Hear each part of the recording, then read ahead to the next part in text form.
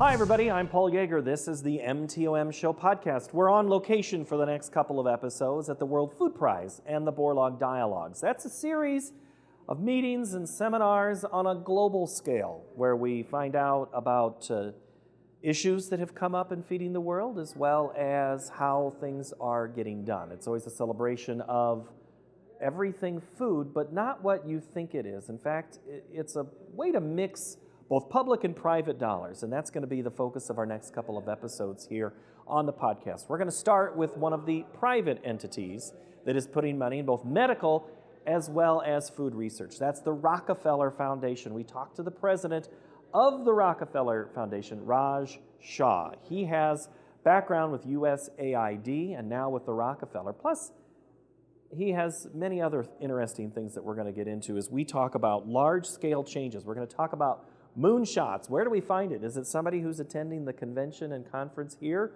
We'll find out in this installment of the MTOM Show podcast. New episodes out each and every Tuesday. If you have feedback for me, send it in an email at paul.yeager, that's Y-E-A-G-E-R, at iowapbs.org. New episodes come out each and every Tuesday. So now let's get to this installment of the show. Is this your first time at the Borlaug Dialogue? This is not. I have been here probably 4 times since 2006. And my first time here was when I was a representative of the Bill and Melinda Gates Foundation. It was also the first time I met Dr. Borlaug right here in Des Moines. Oh, you're on that rare list of being able to say you've met him. I am. And, you know, in that very first meeting, I was a kid. I was young in my career. And he said, Raj, I want to meet with you privately in my suite. So I went up to his room and he just hammered away. He's like, Raj, we have the ability, we have it within us to fight hunger, to actually end hunger, but we have to invest more in agricultural research. We have to elevate the role of agriculture in policy and politics, and we have to get serious about the fact that we got to invest in science-based agriculture to actually produce enough food to help heal the world. And it was in his 90s, but he had more energy, more passion, and more data on his fingertips than you could possibly imagine.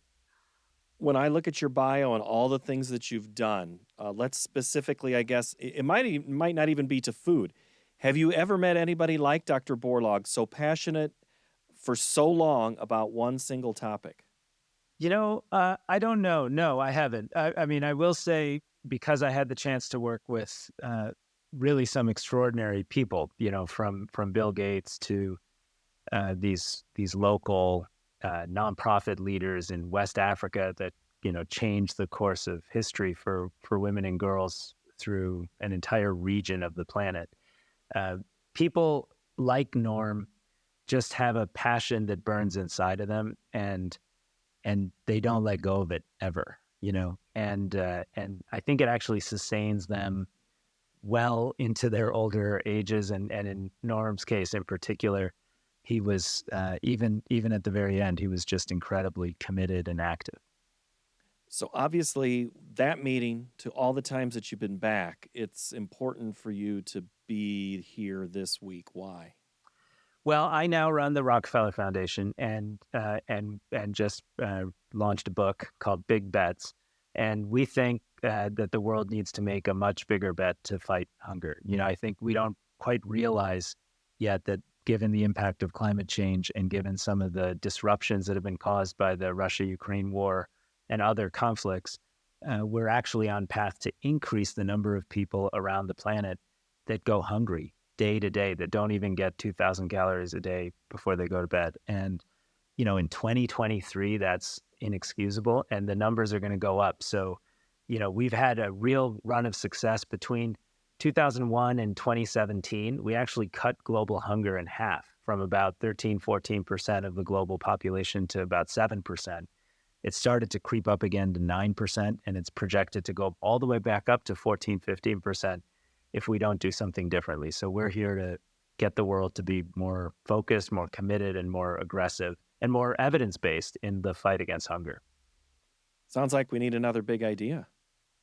Well, we do, and the good news is big ideas don't come from any one individual, but there are communities of leaders meeting here at the World Food Prize that are recommitting themselves to, for example, expanding school feeding programs around the world. There are, I think, about 730 million kids in school around the world.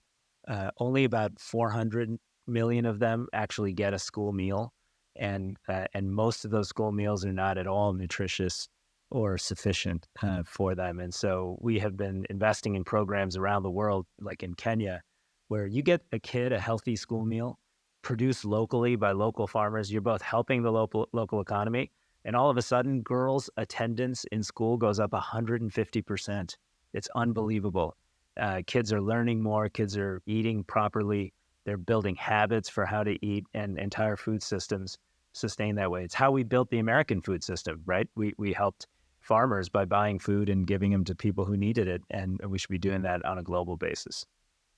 The Rockefeller Foundation is a foundation. It's private. Do you get the sense that the efforts to fight global hunger are going to have to come from foundations instead of governments? You know, foundations can be society's risk capital. So we can take a new idea, which is not even that new, like school feeding, and we can collect all the data and we can come up with measures for how to capture whether a kid is getting a nutritious meal, and we can put in place measurement systems to say exactly how many kids around the world are benefiting and what do you have to do to change that. But at the end of the day, absolutely not. It has to be governments that lead. And I served in government. I ran a federal agency, USAID, for many years, and I know that governments require getting politics right. You know, you got to build bridges across sometimes difficult divides. But hunger is an issue that should bring Americans together on the left and the right. I've been a part of helping to do that in the past and think it can be done again. We have a hard time agreeing on things, and political administrations come in and they want to run a different way, and it feels like we're always having to reset. I mean, I've attended enough dialogues to hear, oh, if this person's elected, it'll change. It's been kind of hard to see that change and corral everybody's different energy to a common goal. How do we accomplish that? Well, you know, I write about this in the book, Big Bets, because to me, it's about building personal relationships across the aisle and understanding how to build coalitions in our modern times. You know, after the 2008 global financial crisis, there was actually a hunger crisis. 100 million people had been pushed back into a condition of extreme hunger. And we fought that on a bipartisan basis by creating a renewed set of programs that advanced America's leadership around the world. Farmers from the U.S. helped farmers in Africa and Asia and Latin America, you know, grow more and better and climate resilient foods. We expanded safety net programs for kids who were very vulnerable, and we did that by building a bipartisan coalition for it. And I'm convinced that underneath the noise of what's on TV, you know, there are good people out there that want to do some good. And in that case, I was an appointee by President Obama, a progressive Democratic administration, but I held hands with Jim Inhofe and 10, 12 conservative Republican senators, and we prayed together and we talked about our values, and we ultimately decided America should once again lead the world to fight hunger, and that's what we did. Senator Inhofe has a history of, he had the budget clock in his office, if I remember correctly, which is somewhat at the center of the Farm Bill negotiations right now. There's a coalition that says it's too bloated, it's too big. It's not really a farm bill anymore, it's a food bill, more than 75% of it. So what used to be a way to get us together, we're having a hard time being apart. What's your optimistic outlook for trying to have a farm bill and using that as a pattern for other things? Well, I'll tell you why I'm optimistic. First of all, because it's a bill that touches both producers and consumers. And by the way, everybody is a consumer because we all eat food, right? And because it's a bill that is critical to the fight against climate change, but also critical to helping rural communities have an economy that is more vibrant and have schools that are better and have public services that are better supported. It should be the vehicle that actually helps bring people together. And we've seen this time and again behind closed doors when push comes to shove, we pass farm bills in this country because it's one of the few pieces of legislation that touches rural communities, which sometimes vote conservative, but at the end of the day, they're more better represent our military service officers and enlisted folks coming out of those places. It represents urban communities where there are food needs and nutrition programs that are active. It represents our environmental lobby and concerns around a range of issues, and it's forced collaboration. That's what the Farm Bill is, and we do get it done every 5 years, and I think we're going to get it done again. Once we can get the government back open, Yeah, and get it there's functional. that. Another speaker just pulled out here while we recorded. I had a conversation. I guess it's a little bit of a telephone game here. Go with me for a minute. A woman was talking with a food bank person in the state of Iowa who said she gets calls about people being lazy who are coming. That's who comes to get food at the food bank. And she says, I dare you to go put a hat on, come back tomorrow and stand in line, and you tell me anybody there that's lazy. Where do you, and I'm guessing that's not only an American thing where we think someone who's hungry is lazy, but that's a global challenge. So I guess, what do you see your role in trying to dispel some of that to allow you to continue to do work? I'm so glad you mentioned that, because I think that's true everywhere in the world. People have these misperceptions around those that are least fortunate or those that are falling on tough times. And the truth is, we just had an experiment in America with the child tax credit that was passed as part of the COVID relief packages. And we saw child poverty in America go down by 50%. And we saw study after study after study across this country, in urban communities, rural communities, Black communities, white communities, across the board, families that got the child tax credit used that money incredibly efficiently for childcare, for health services for their kids, for educational support, and for food. And, it wasn't wasted. And I think data, experience, and the understanding that each of us deserves to be heard is a big part of the mindset we need to have when we craft these kinds of programs, so that we can have a common fact base on which to talk about actual solutions that work. I'll leave it with this last thing. You talk about all these groups come together. Your background with USAID, your work now with the Rockefeller. You've worked at USDA. You've worked for a president.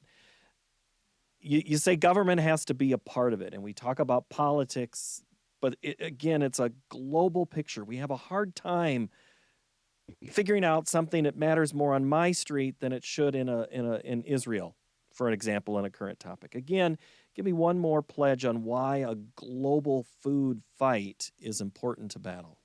Well, I'll tell you, after 2008, when those 100 million people went hungry again, there were 47 episodes of political instability and violence around the world. I personally visited communities of migrants leaving parts of Africa and entering Europe, and saw and witnessed the instability that created. We see it all the time. I've been through Guatemala, Nicaragua, Honduras. If you don't create opportunities for people to be, able to live in their homes, they are on the move, because, what every single person on this planet wants is for their kid to not go to bed hungry, for their kid to have a shot at a brighter future. And, they'll do whatever it takes to get there. So if we're going to build the kind of world that's based on true stability, even today in Israel and the Middle East and Gaza, we can't let people starve out in the open if we're going to expect for dignity and opportunity to replace instability, violence, and hatred. And, that's what our country has always stood for. We've always been the place that was founded based on a set of basic values. And when we honor those values in our foreign policy, we make ourselves safer. And that's been proven time and time again. I'm going to go back this, honestly, really last time.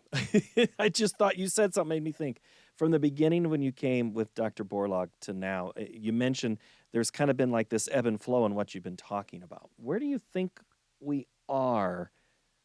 Have we made progress through the dialogues in improving this fight? Well, we absolutely have. I can tell you firsthand that if we didn't have these dialogues, which are very global, we have leaders from all over the planet here and scientists from all over the planet here, and every age group and every community. the world would simply not have been as successful as it has been. I don't think people realize how successful the fight on hunger has been between 2001 and 2017 to cut in half the number of people hungry around the world based on percentage of population. I think it's now we're looking out at a much more difficult future. We're looking at a future defined by climate change, where it's hotter, it's drier, it's more erratic to grow food. We see that in American agriculture with agricultural productivity growth falling. We see that around the world with actual agricultural production falling. And so this the world needs a reboot here. That's why this meeting is even more important, I would say, than prior ones.